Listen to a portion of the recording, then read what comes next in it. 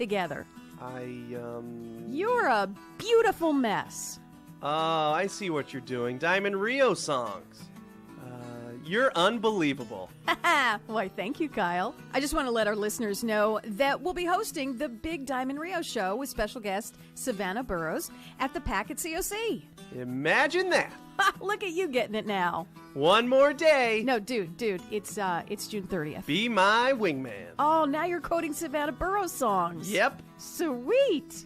Join Tori and me when we host Diamond Rio with special guest SCV's own Savannah Burrows. Saturday, June 30th, 7 p.m. at COC's Pack. Tickets are on sale now. Go to canyonspack.com or hometownstation.com. The best live theater can be found right here in the Santa Clarita Valley. The Canyon Theater Guild has been entertaining audiences for decades with top-quality musicals and plays. Located on Main Street in Old Town Newhall, CTG also offers workshops for the young actor in your family. For more information, call the box office at 799-2702 or go online to canyontheater.org. The Santa Clarita Artists Association has a new gallery in downtown Newhall on 6th Street between Main and Railroad, right across from the Canyon Theater Guild. The gallery features our members' paintings, sculptures, and one-of-a-kind handcrafted gift items. Whether you're an art lover, buyer, or an artist wishing to join, visit our website at santaclaritaartist.org, come to our free monthly meetings at Barnes & Noble, or stop by the gallery. For upcoming events and exhibits, check us out at santaclaritaartist.org. We make visual art visible. Hey there, it's Tori with your hometown station. Weather, partly cloudy today. We're looking at a high of 81 degrees. Clear overnight with a low of 59. Hot and sunny tomorrow, a high of 91. Don't miss out. Get your tickets to Diamond Rio at the Santa Clarita Performing Arts Center, College of the Canyons, Saturday, June 30th at 7 p.m. with special guest Savannah Burrows. Tickets are on sale now. Visit canyonspack.com. That's canyonspac.com.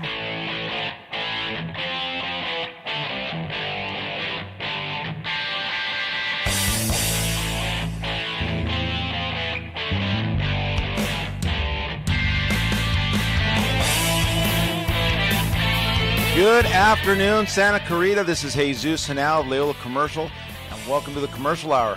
Be in the know your city. If you're thinking about owning or selling an apartments, industrial building, or shopping center, you are in the right place. We talk commercial real estate. Put on your jersey, sweatband, and get in the game. We're here every Monday, 12 to 1 on KHTS 1220 FM 98.1.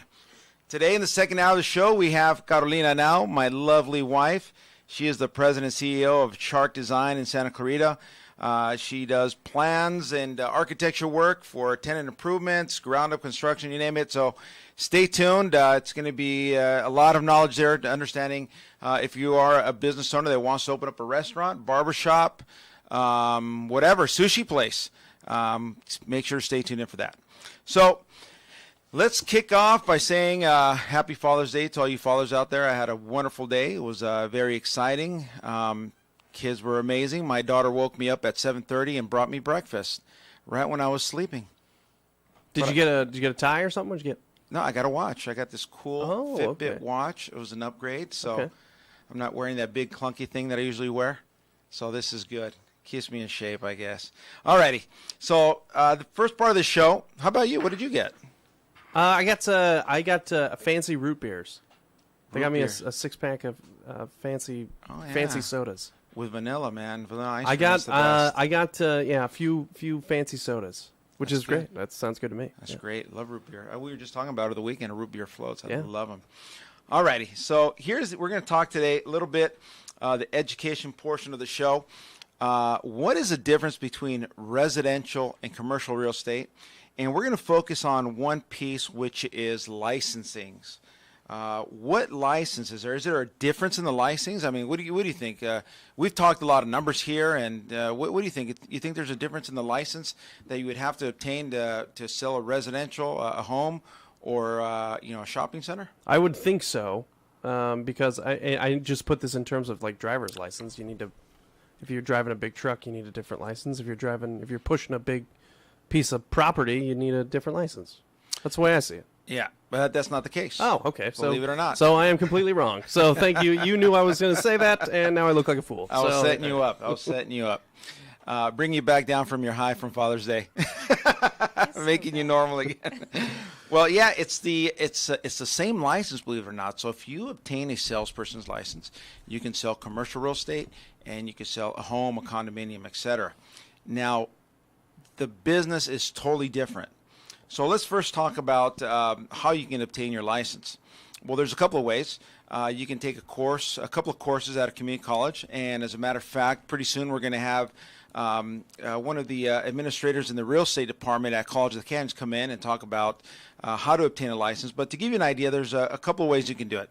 You can take the real estate principles course, and you can take a semester of that, and then you can take other courses, and you can continue to get an associate's degree in real estate at College of the Canyons, which is not a bad way of doing it.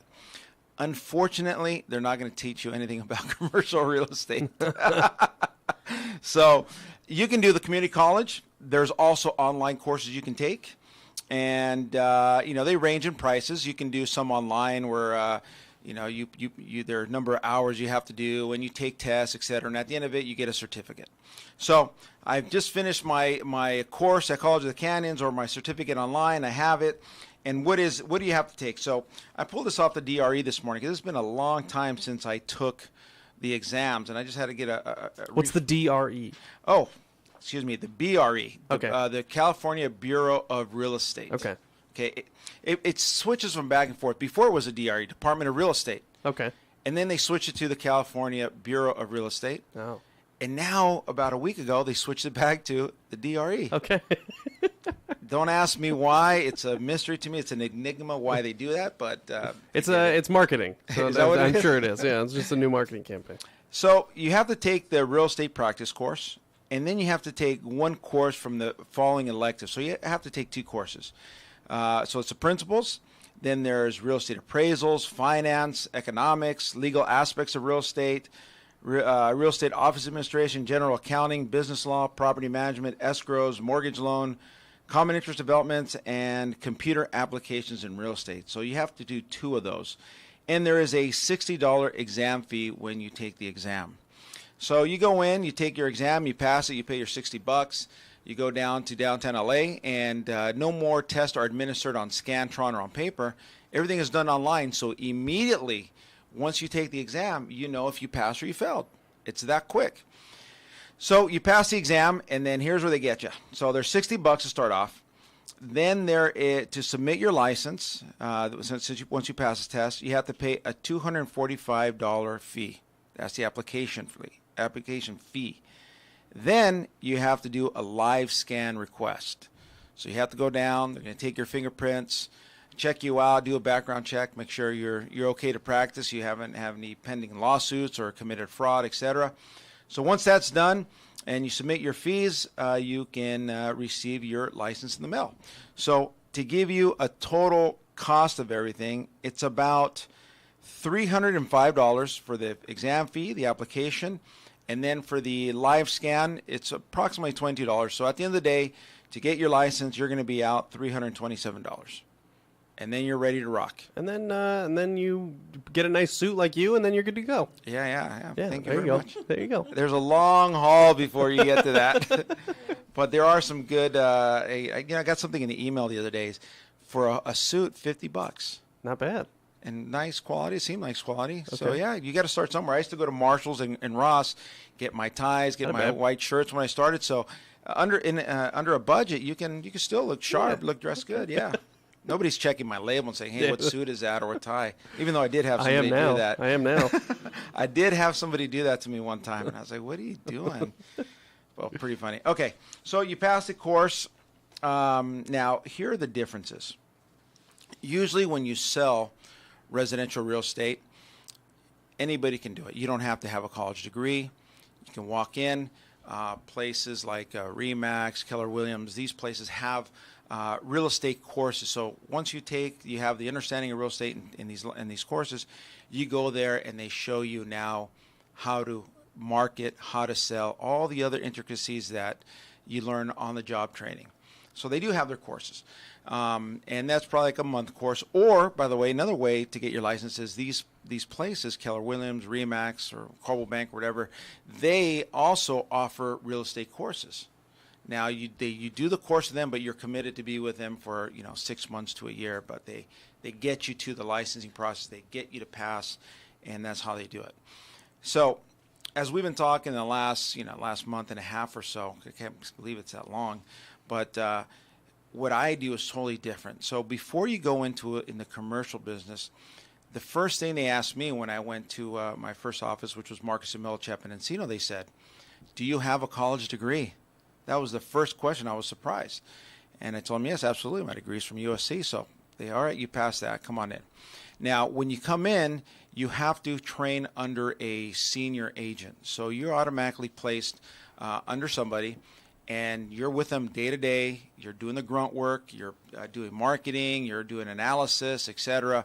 And you're learning the business. You go out with them to tour properties, to walk a property when you're selling it. You do what's called a due diligence, all the items you have to put together when you're selling a property. You do all these things. In addition to that, they send you out for a course. It's usually a month-long course, and they train you how to sell commercial real estate, what is involved. And there's a lot of finance and numbers involved with this. So you do that. Usually the commitment under a senior agent is about a year, believe it or not. Oh, wow. It takes that long. And to really understand commercial real estate, it's going to take 8 months to a year to make any money, if you can believe that. Sounds like you need patience. You have to be committed. Yeah. You have to be committed. Now, a residential, no, you team up with somebody, you come in, and somebody walks in the office, they want to sell a house, you're right there. There is marketing involved, but it's a lot easier. You're looking at let's talk a little about that. On the residential side, you're looking at what's called two things: sales comps. Now, one thing is sales comps is what you're looking at. What has sold in the last 6 months to a year in relation to where the building is at. And now they're going to look at price per square foot. They're going to look at the size of the house, the amenities. And based on those numbers and what has sold in the area is how they determine the price. Now, commercial real estate, conversely, is different because you're looking at numbers. We talked about it before. Why is somebody buying a property? For return on investment. Return on investment is the most important thing. So now you're talking about accounting, profit and loss statements, rent rolls, upside in rent, sales comps, gross rent multiplier. You're looking at so many factors in selling it. That's why it takes so long. I would say it took me 3-4 years to really understand the numbers, and I would say 10 years to really understand it, where I could wake up in the middle of the night and somebody can shake me and say, "What's a cap rate?" And I can tell them, "Hey, cap rate is your return on investment if you bought it all cash." It took me that long to understand, but that's the way you have to have to understand it, because if you don't, you're working with an investor that's going to invest $5 million in a project, and you don't know what a cap rate is, or you don't know how to look at a profit and loss statement. That's. If my wife gives me $20 to go to the store, I get nervous. So it's a $5 million, $5 million to invest in somebody else's property. It's kind of intense. And she probably asks you for a receipt when you come home. Yeah. What did you spend it on? Yeah, exactly. Funny enough, I do the same thing. Do not want to turn my wife loose at the store. So, anyways, all right.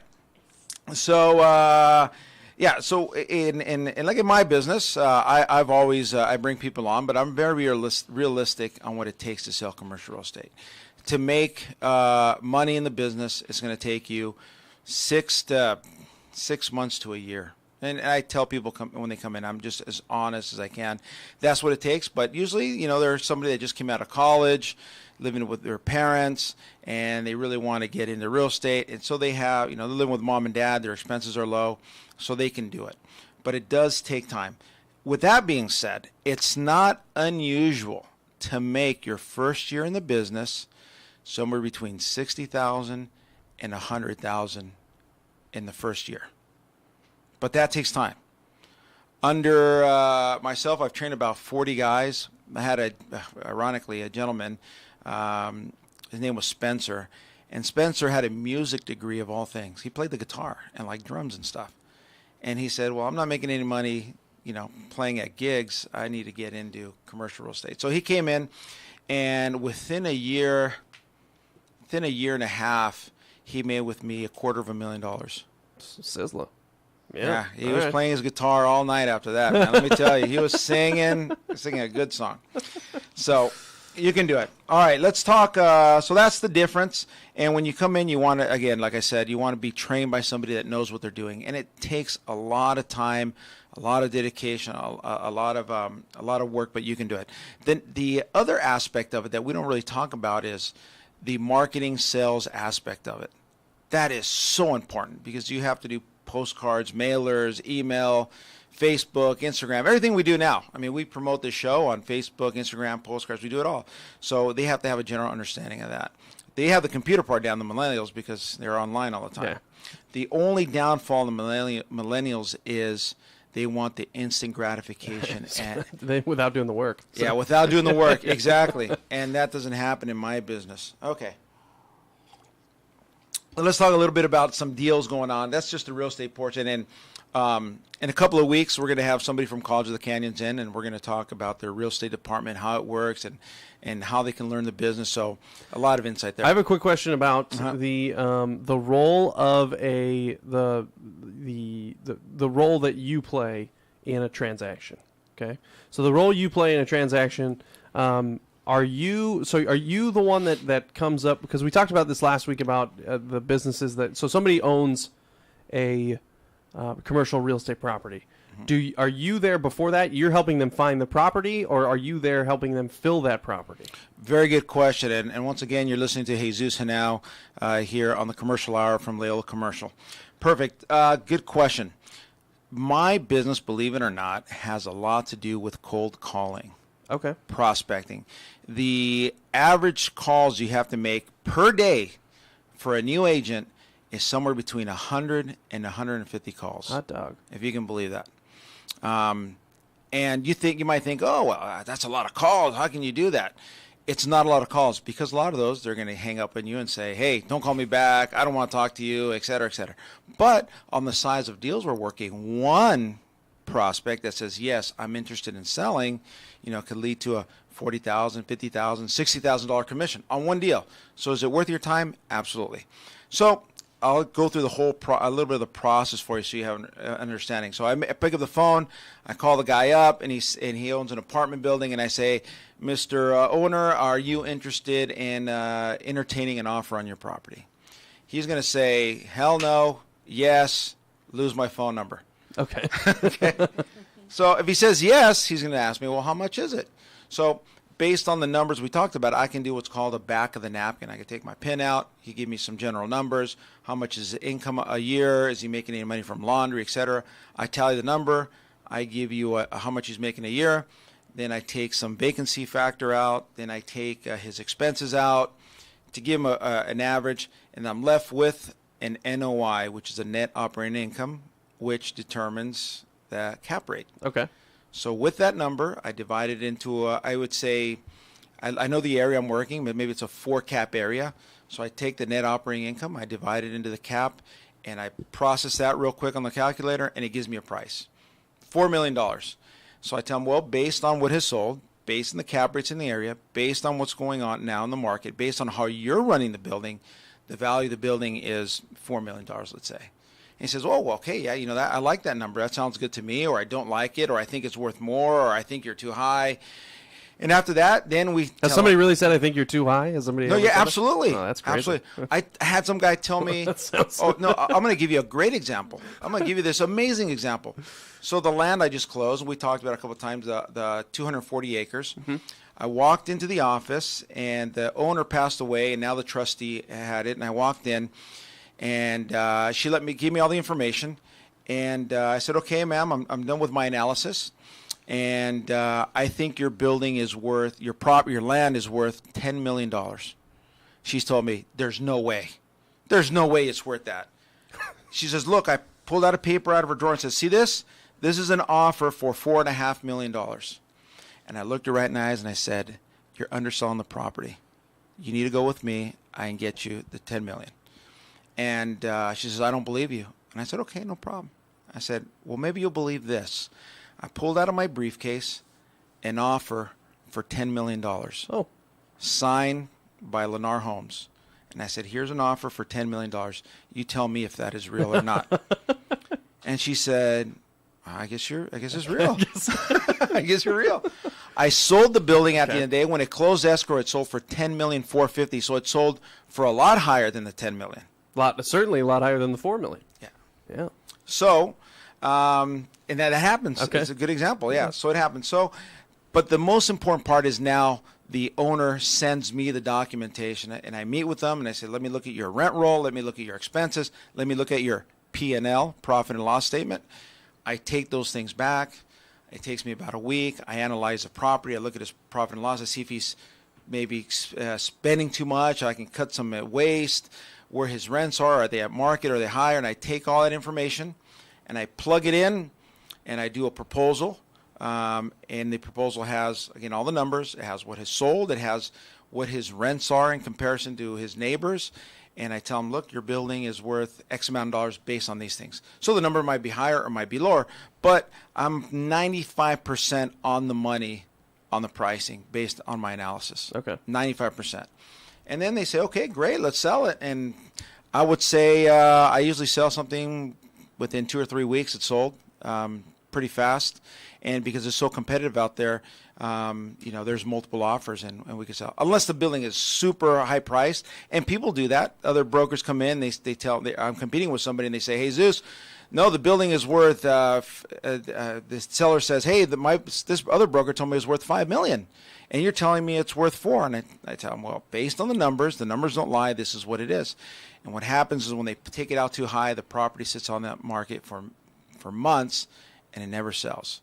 So it's good to have somebody that's going to be honest and straight with you. Awesome. So that's how that process works. Okay. There's a lot of deals. We'll talk about them a little bit later, but just suffice to say, if you're a small business owner, there's plenty of industrial opportunities out there, ranging from $600,000 to $1 million if you're looking to move your business. And obviously, we can accommodate you with that. And we're up on the break. So once again, this is Jesus Henao of Leola Commercial, and this is the Commercial Hour. Your hometown station. It's no secret that KHTS has the best midday talk show lineup around. If you've missed any of your favorites, no problem. KHTS has you covered. Podcasts for all the midday shows can be found right on our website, hometownstation.com.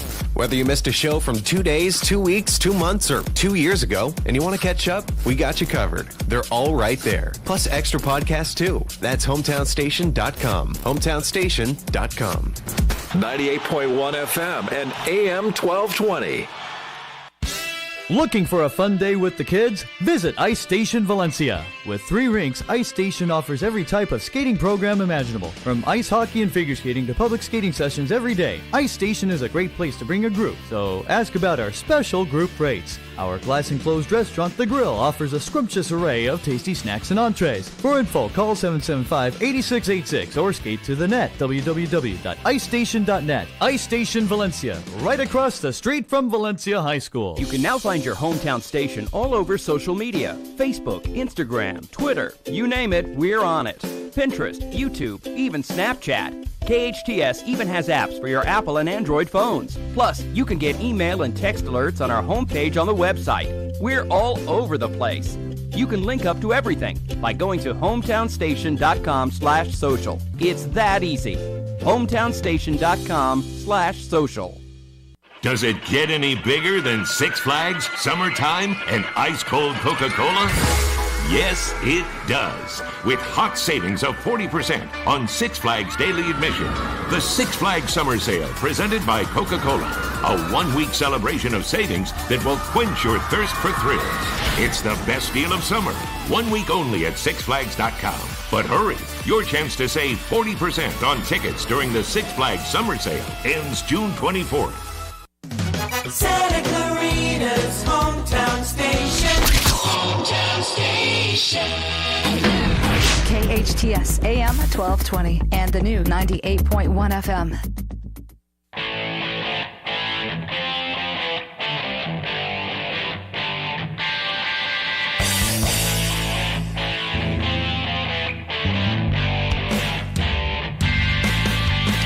Welcome back, everybody. Once again, this is Jesus Henao of Leola Commercial, and this is the Commercial Hour here on the hometown station, AM 1220, FM 98.1.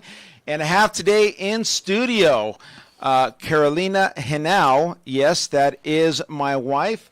She is from Bogota, Colombia. She moved to Santa Clarita back in 2001. She came here to do an internship at an architecture firm called KH Architects. Then she fell madly in love with an aspiring real estate broker and was married.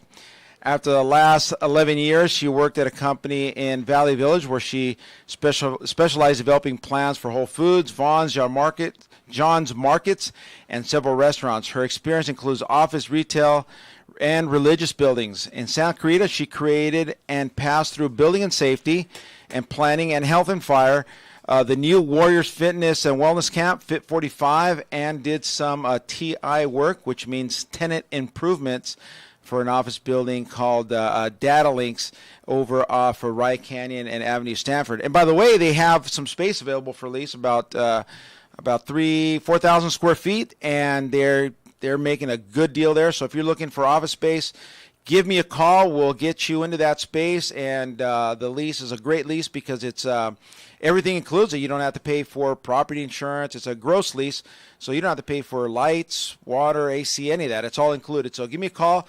We'll get you in that if you want to look at that space. And you can reach me at my number here in Santa Clarita is 661-877-1433.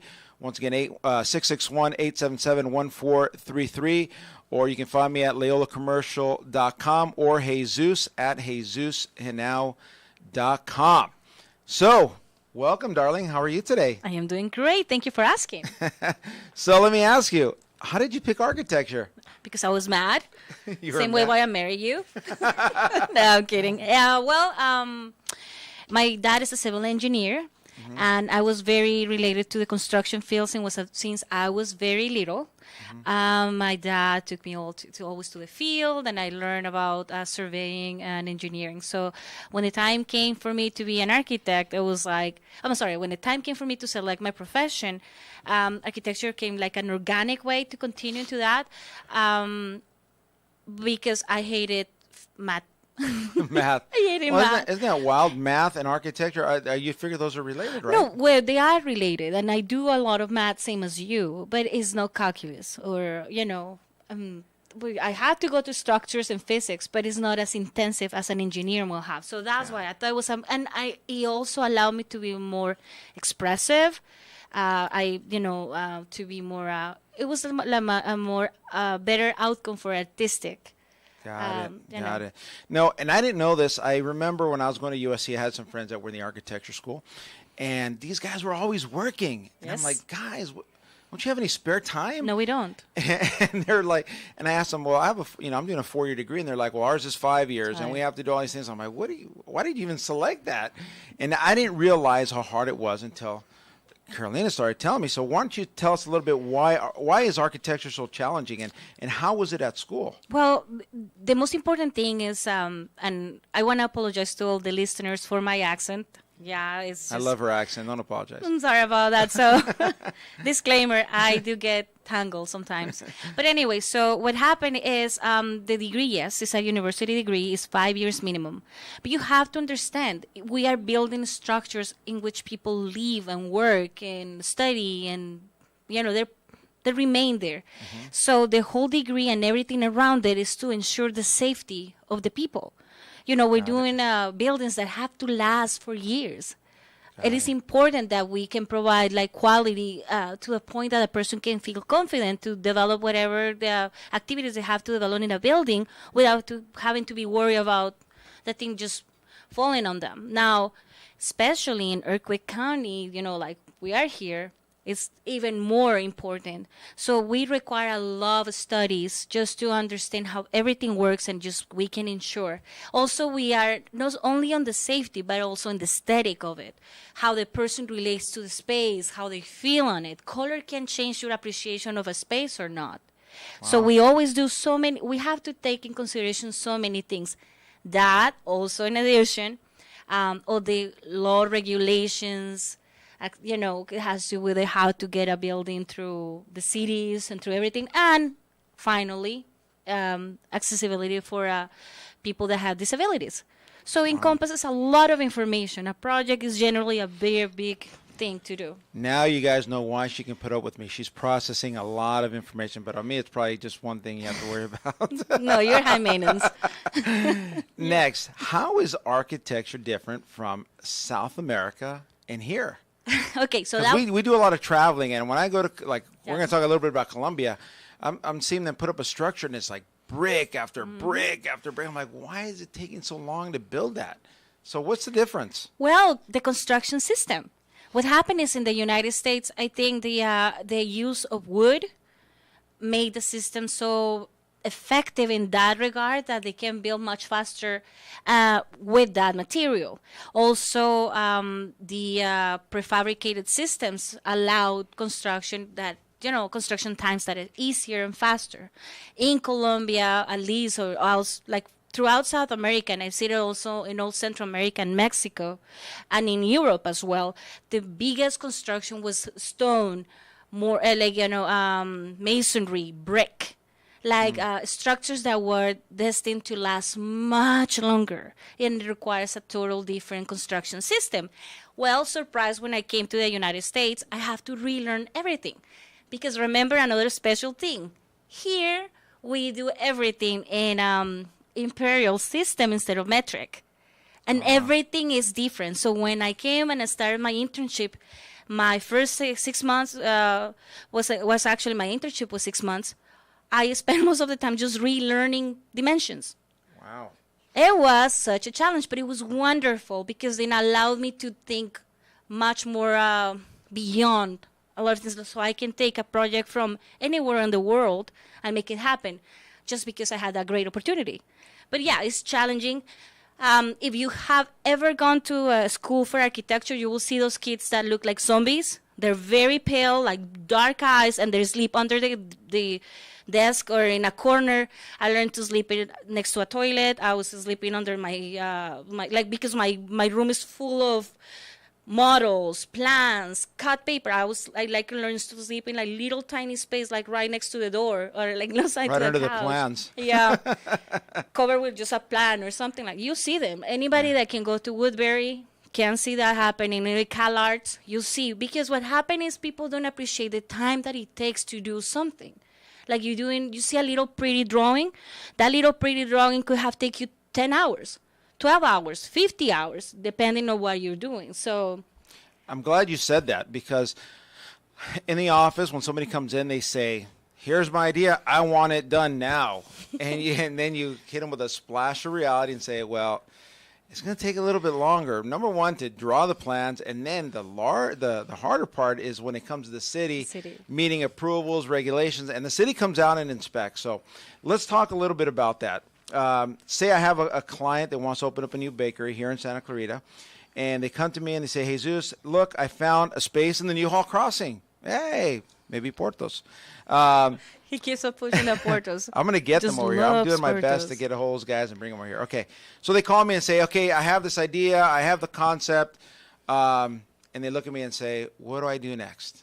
The next word out of my mouth is call Carolina, once again, of Chart Design, and she will help you. And this is Jesus Henao of Leola Commercial. This is a commercial real estate hour at KHTS 1220, 98.1 FM. So what do you do next? I should get my own show. No kidding. Anyway, don't say that too loud. They might hear you here. Hey, okay. I want my own show. No, okay. Anyways, many times the clients, the people that are trying to build, are afraid of architects and of the city. So I really want to impress upon the listeners that we are here to help you. That's the first thing you need to understand. Even though it can be a daunting process from your point of view, we know what to do as architects, either me or anybody else. We know the process, what it takes, how you can achieve it. So the first thing is when I get a client through Jesus, I understand that they probably are in the process just to leasing a space. And it's great. It's the most fantastic thing when they get to me at the beginning of the statement. Why? Because I can help them make sure that the space that they're selecting is something that is going to pass through planning. What happens is many times when you get to the spaces are spaces that have been used for a different purpose. For example, let's talk to the example of the bakery. So this bakery wants to come in, but guess what? Before it used to be an office. I mean, I know you're thinking about the New Hall Crossroad, but what if it was an office before? Well, the use is different from an office to a bakery. Or let's say it was a church. What do you mean by that? The use is different. Well, is there something different with like maybe the parking or the people? What does that mean? Well, remember, like the first thing I said is everything in our field is designed to help the people be safe. So all the zoning ordinances, which are like specific areas that the city selects on where a business or a use can be, what do you say? Like use can be used. Yeah. Is determined by the city. So many times, when you open a lease, when you want a lease, you might not have enough parking, or they require exits for what you for the purpose of your building is. So like I want my bakery and it's awesome, but it used to be an office before. Guess what? A bakery might require 2 exits, depending on how big it is. And we're putting a kitchen in. Oh, exactly. So like, for example, hood systems, many times, and I'm having that problem exactly right now with a project I'm doing, is beautiful, the place. Wow, they want a prep kitchen, and they don't have a hood inside. And so if they have come to me earlier in the process, I could have helped them locate also, like, or say, with something could be utilized better. But now we have to work on it. It's doable. It's just going to cost them a little bit more money. So one of the things that when you were talking before, the question was asked how do you help them in a project? And I wrote a little quote. He's saying expertise, representation. Because what I think that what you, a professional, can bring to the table, or even myself, is that the fact that we can save you money at the end. Representation means that you can have a set of people behind you, holding you, helping you, understanding everything, and at the end, your project will benefit from shorter times and then saving money. That's the whole purpose of an expert. Very interesting what you said. A lot of people, when you start bringing a team together, you're thinking, this is going to cost me a lot of money. But I think what you're trying to say is at the end, it's also you're saving money because absolutely. You're not going to make any miscalculations going into the project. And think about this, time. In this society, time equals money. And many times, the fact of a client trying to save money, or anybody trying to save a little buck, is going to cost them so much later. So that's one of the great things that we can achieve by getting a team together at the beginning. Okay, so they come to you, you look at the plans, you look at the space, you measure it up, you say, okay, yeah, we can do the bakery here. And you sign a contract with them, and you determine what's going to cost on your part, because you're going to have to make full set of plans. But it's not just making the plans, right? What else is involved with that? Once you've designed the plans, you said, okay, this is what I like, these are the plans, what happens next? Okay, so I normally give my clients, and I actually brought a little copy of that with me here, as I do have a specific set of steps that I follow. So we, just to go very quick, because I know we're very pressed in time, but what we do is we have a portion of pre-design in which I meet with the client. I want to understand what is that they want, what is their objectives. And then I go to schematic design, in which I start planning like the areas, where is everything going to go. As part of pre-design is when I go to the cities, make sure that everything is okay, that they have the permits, that they can do it. Then on a schematic design is when I'm really doing the 3D, the models that are really pretty, that everybody likes because they can see how everything is going to look. I go to the conceptual design, how the vision of the client can be achieved. And then after everything is set up and they're happy with what they've seen, and we are in the same page design-wise, I go and call a very specific group of people, which is called MEPS, which is mechanical, electrical, plumbing, and structural. I do need specific people that, like I say, experts in their field that will help me. And the city requires, these people to have stamps on my plans that say that they ensure that each one of the systems is paired to what the city requires. Wow. So think about that. You're just not building the building or doing the plans for the building, but now you have electrical, You ever never think about that. Well, if you have to plug in an oven, you have to plug in the microwave, or what about a juice like Jamba Juice? You need a certain electricity for that, the refrigeration. No, and thinking about your bakery, big ovens, for example. Big ovens, that you don't have the specific outtake of the energy, the outlets of the energy.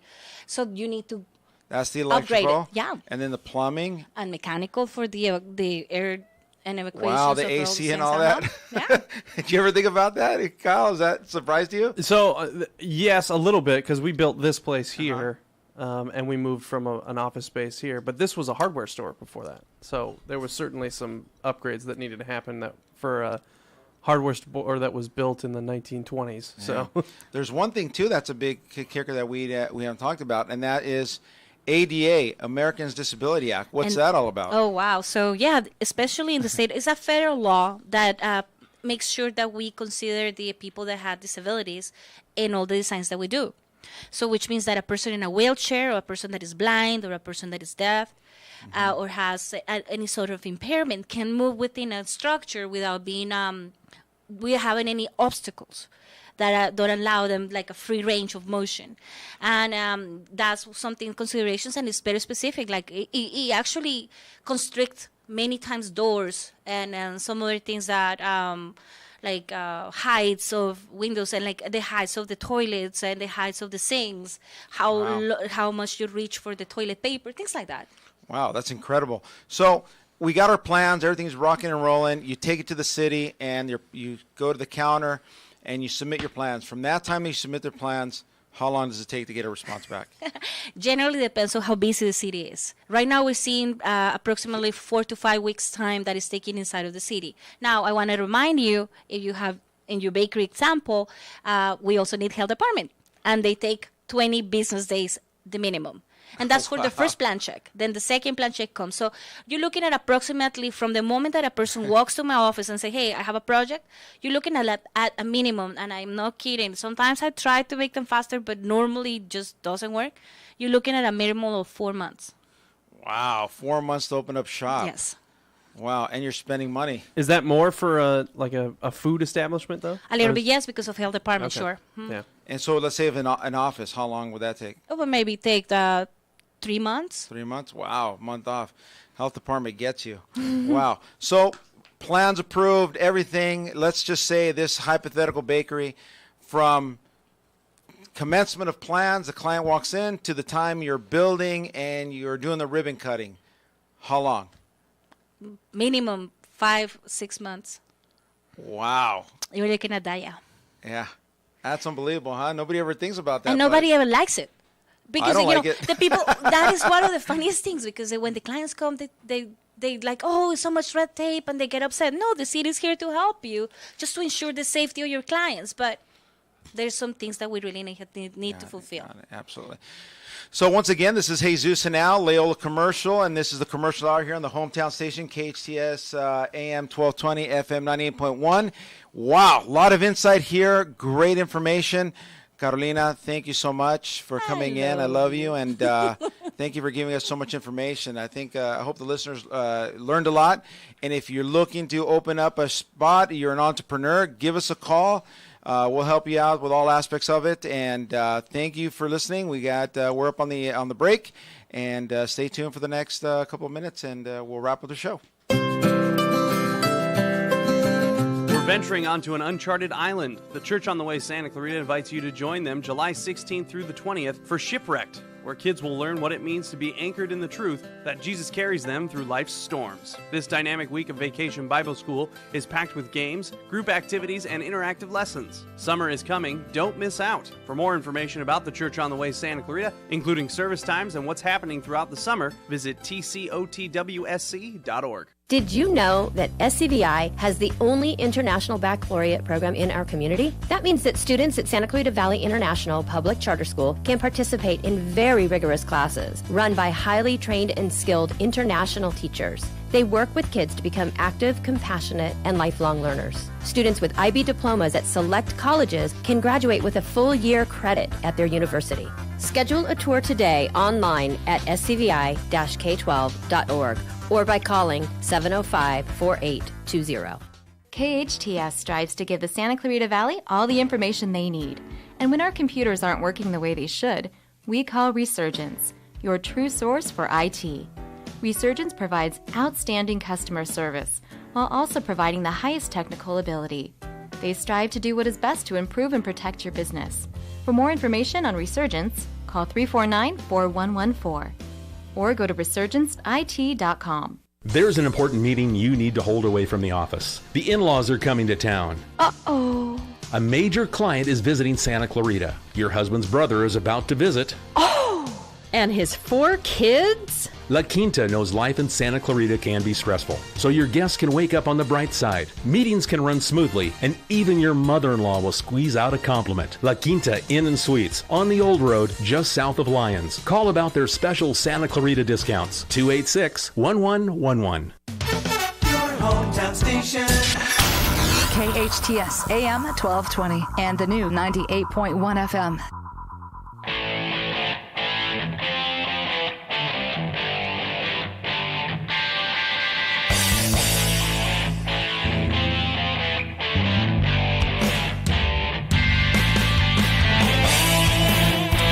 Welcome back, everybody. Once again, this is Jesus Henao of Leola Commercial, and this is the Commercial Hour. Be in the know your city. We sell apartments and everything else, land, you name it, we got it. We even got architecture done for you today. Yes. So make sure to give me a call if you want some more advice on those things. And during the break, Andrew in our office here asked me some questions about what books I recommend for real estate or in general. And one of the books I gave him is one of my favorites. Actually, it's the first book I listened to, a friend of mine when I got into the business. And it's called Lead the Field by Earl Nightingale. He was a Marine. Fantastic book. Another book I'd recommend is one called The Psychology of Selling by Brian Tracy. And then obviously Rich Dad, Poor Dad. That's a great book. And there's several others. I mean, I would say I probably have 20, 30 books. I try to listen to a book every one or 2 months on Audible, which is a good option. And but believe it or not, those are selling books. They're not really real estate books. So you can do real estate books too, and you can learn some things from them. There's not one that I would say that's on top of the line that it's off my head. I would say, come in and learn the business through me. Get your college degree. Come in, we talk, and I have a training, a 1 month training, and you'll understand all aspects of real estate. And then if you want to do it, well, if I'm going to make a commitment to teach for a month, there is a commitment. You have to come in and give it a try. But again, I'll privy all that by saying that it's not easy. It takes a certain personality to do it. You have to be aggressive, you have to be persistent, and you have to learn how to take abuse, because you'll get a lot of no's on the phone. And I think the Marine Corps taught me how to take that abuse. People yelling at you, screaming in your ear. Does that happen in the Marines? I had no idea. Nah. Yeah. But watch Full Metal Jacket, that's the best thing I can tell you of how the Marine Corps was. Go ahead, baby. No, but I've been a first-hand witness of what you're saying. I just don't understand how he does it, because it's really I seen what people tells him and on the phone, and he takes everything with such a nice spirit and just keeps going. Yeah, and I always go back to the same. Do you want to sell? And they'll say yes. That's fine. I've had clients. As a matter of fact, Carolina's working with a client now. One of my clients. I came in. We did a proposal. He didn't want to do anything. I called him, and he literally cussed me out on the phone. He said, "Don't ever call me back again. I don't want to talk to you." A week later, I called him back. He goes, "Oh, I'm so happy you called." I was like, "Am I talking to the same guy here?" And now Carolina's designing on one of his apartment buildings. She's designing some extra units that she's going to build. And it's just the way the business is. So don't take everything with a grain of salt. Don't be offended. Don't be easily offended, and you'll do well. Anybody, you guys, any questions on that stuff? I mean, it's... No, it's just like being married, but dealing with a lot more money. It's funny you say that. I tell everybody, you know that you're doing a good job when the phone call comes in and it's the client cussing you out on the phone, telling you not to call back.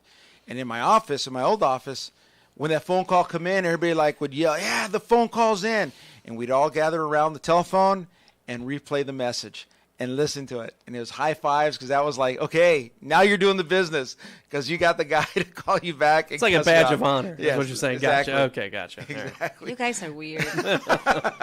So that's how we did it. So exciting stuff. Deals.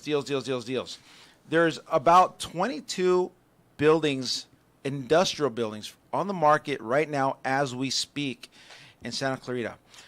A good portion of those 22 units are for people looking to open their business, office, and to put maybe a warehouse space, etc.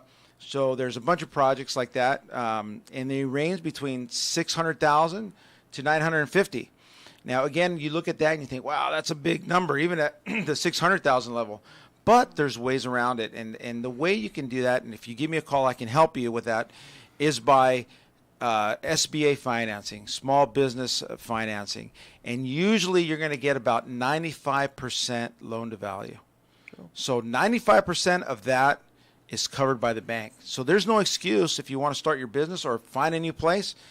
I have the contacts. There's a lot of banks here. I think there's a bank that advertises here. Was it Mission Valley Bank? Mission Valley Bank. They can help you out with a small business loan.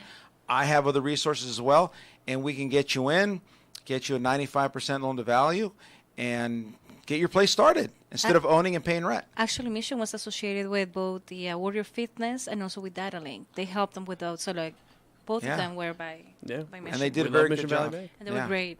Yeah, they were great. So, yeah, there's no excuse why you can't get yourself into a space. In addition to that, the last property I want to talk about, this is an investment property, and here we go back to the cap rate. This is a 4.86 cap, and it's selling for $3,450,000. So with $1 million, you can get into this property.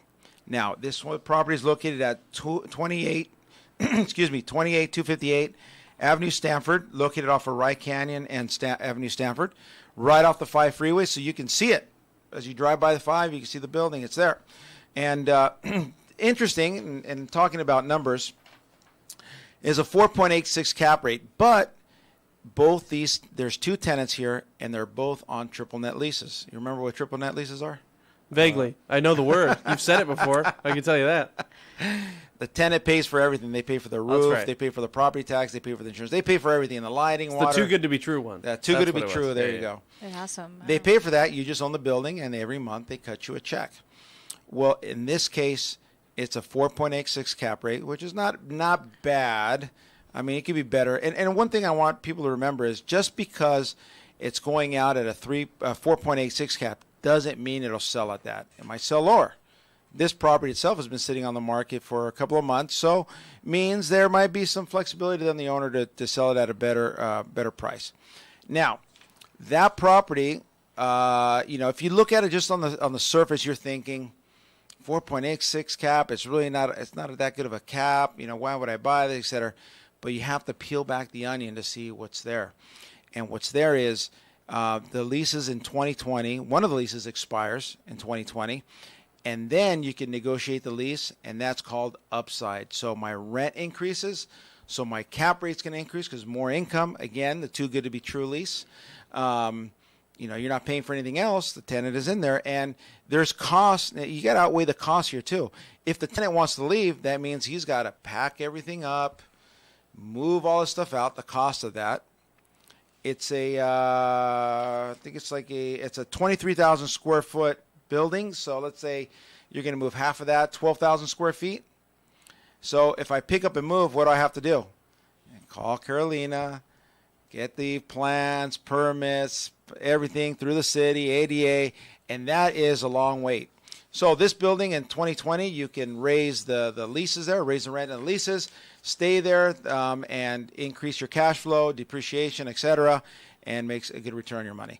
Once again, this is Jesus Henao. That's it for our show today. I will be leaving on vacation to Peru, so we're going to play some older shows that we have, so catch up on those, and I'll see you back in July.